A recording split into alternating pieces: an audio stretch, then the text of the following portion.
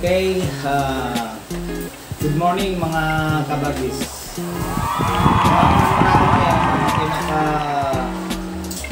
Topic natin ngayon ay pagluluto.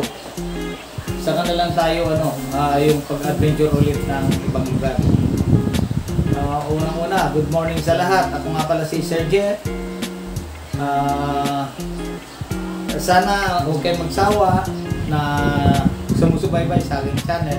Actually, road to 1,000 na ako. Medyo malapit na. Sana matulungan nyo ako na mabuo natin yung 1,000 1,000 subscribers. So, ang natin ngayon, ang project natin sa pagluluto ngayon ay iba't ibang klase. Kagaya nito, tinatawag na salmonete. Ipapaksiw natin to. Ito naman yung hiwas, yung flat na isda, pamprito, at ito naman yung tulingan na panggata. Pero ang lulutuin natin ngayon, na ipapakita ko, simple lang na ulam na masarap ang sabaw nito, yung tinatawag nating halaan. Papakita ko sa inyo yung pinakasimpleng luto ng halaan, at ang sabaw nito ay talagang masustansya. Tawag nga nila minsan na mga sabaw ng mga shell foods ay aphrodisiac. So, ganun na lang, at tulungan nyo ako at subaybayan nyo paano ko lutuin ang halaan.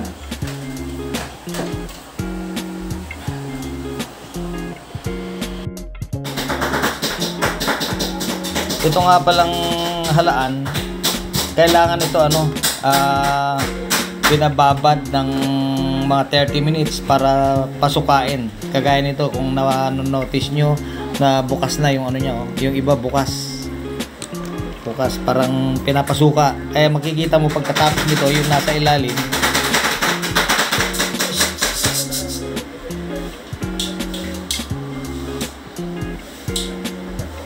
nasa ilalim, mamaya makikita mo puro buhangin na. Kaya kailangan pasukain mga 20 to 30 minutes. After that, pwede na nating lutuin. Ito naman yung yellowfin na ipapangat. Haluan natin ng yung kamyas. Dried kamyas. Tapos gagataan natin. Okay? Ito yung yung sinasabi kong ipangat natin sa kamyas, dried kamyas. Andito na yung dried kamyas, nilagay ko na konting asin tsaka paminta. Pagkatapos ilalagay ko na yung gata. Siyempre may luya, siling haba, gata,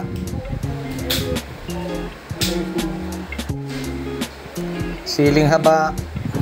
Yan, kahit dalawa lang, pwedeng apat, pwedeng bahala na kayo magdagdag kung ano yung choice nyo. Ito ngayon gata, lagyan natin gata. Tapos ang mangyayari nito, isasalang ko na sa slow fire, mahina lang para hindi mabigla yung isda. Okay na yun. Kalahating gata lang muna. Mamaya na yung kalahati pag medyo luto na yung isda. Yan, ito na. Bali, naka slow fire lang siya. Kahit sabi mo 2 ka 3 oras siya na ganyan, habang tumatagal kasi na niluluto mo tong gata na to, lalong sumasarap.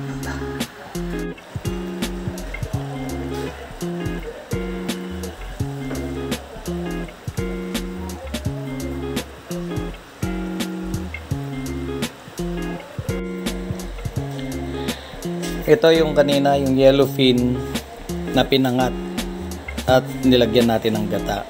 Ang pagluto nito, slow fire lang.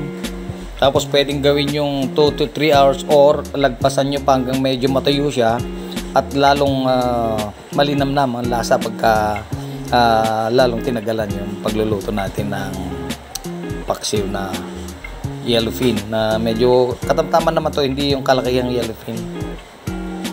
Yan.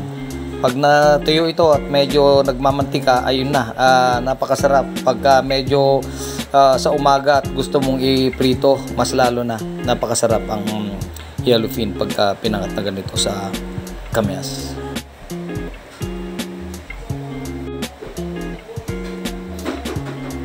Kailangan natin medyo galaw-galawin para hindi lang siya nakadikit, para medyo pag natuyo hindi siya sunog.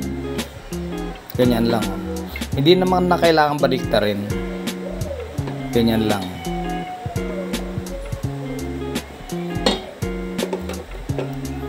Alam ko naman ng kahit saan, kahit sino sa atin dyan, yung nakakapanood ngayon, pwede rin nilang gawin. Kamyas lang, asin, paminta, luya, tsaka sili na yan.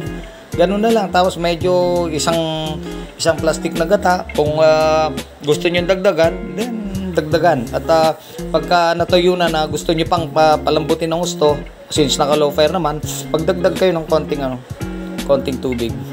Ganun lang.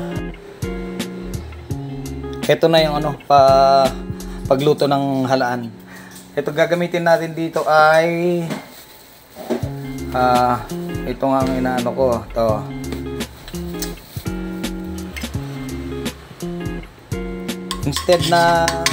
Instead na dairy cream, star margarine ang gamitin natin.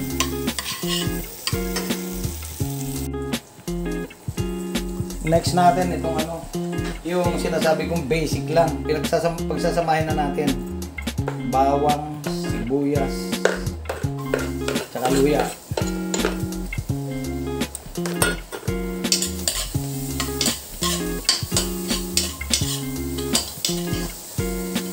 Ayun, no?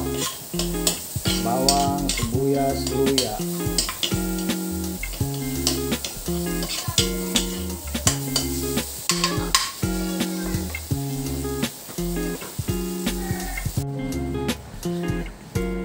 Kailangan kasi mapasukan natin ng gusto itong halaan para maalis yung buhangin, kasi may buhangin pa yan sa loob eh.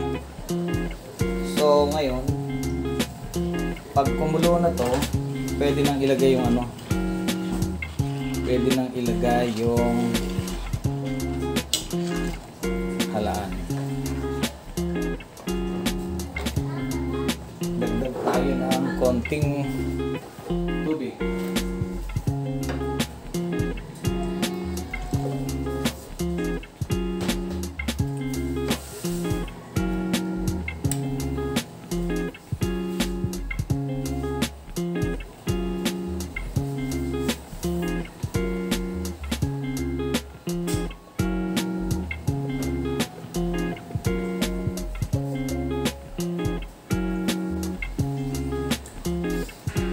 Kung napansin nyo, pinagsabay ko na yung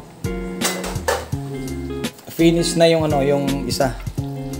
Pinagsabay ko ng lutuin para yung mga viewers natin pwedeng alin ang gusto nilang lutuin. Napakadali kasi. Yung mga hindi masyadong marunong pa sa magluluto, sundan nyo lang to. Napakasimple. So ito, kumukulo na yung natin, yung panghalaan. Lagay na natin to.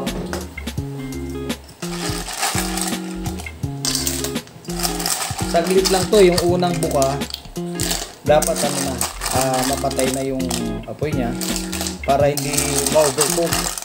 Ang mga ganitong shell kasi, kahit na yung tahong, pag medyo na-overcook yan,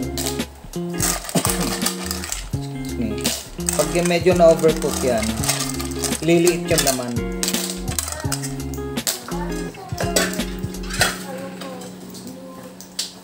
Black shoes.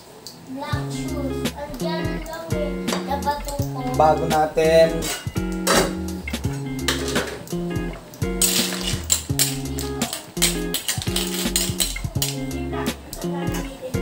sa susunod natin ay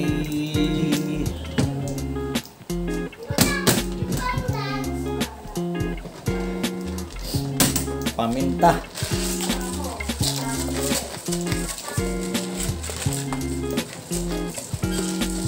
Para may konting konting kick.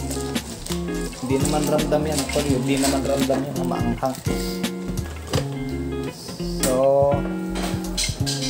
bago kumulo yan, ilagay na natin yung ano, yung dahon. Kasi sandali na lang yan, isang kulo na lang yan.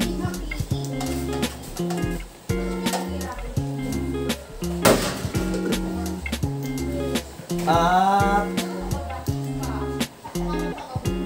yung hindi naman natin pwedeng gayahin yung kay ano na ito na malapit na.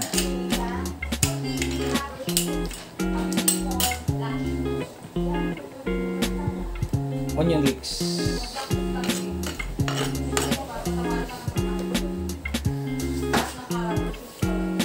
Ito yung isang napakasimpleng ano, ulam. Kung may makita kayong halaan na alam nyo sariwa, ganito lang pagluto, napakasimple lang. Haluan nyo lang ng haluan nyo lang ng kwan. Tignan nyo, bumubuka na oh.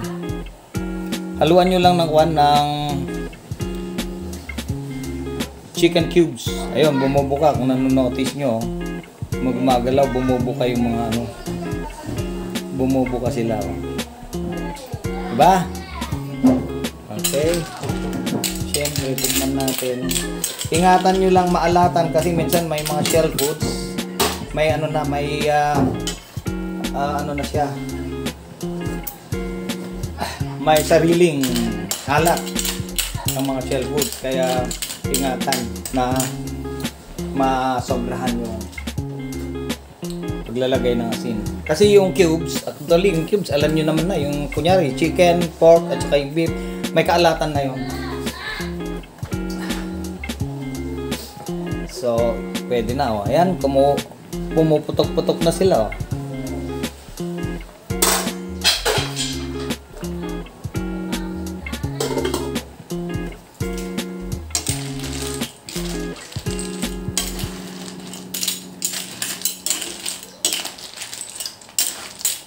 Kalimitan itong ano, itong shell foods na to, halaan kung tawagin ito.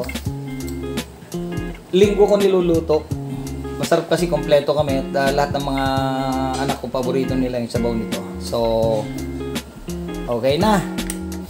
Pinatay na natin at takpan muna bago natin tikman yung laman.